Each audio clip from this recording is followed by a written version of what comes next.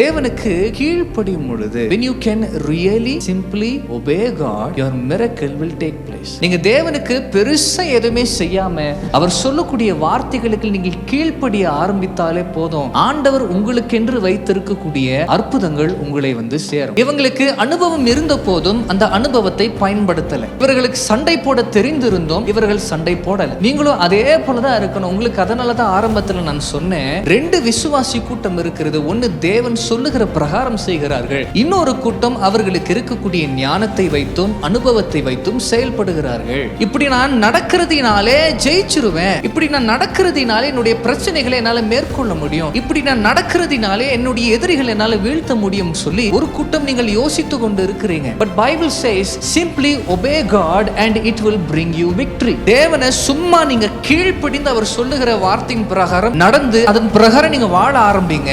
ஆண்டவர் உங்களுக்காக வைத்திருக்கக்கூடிய வாக்குத்தத்தங்களை உங்களால சுதந்தரித்துக் கொள்ள முடியும்.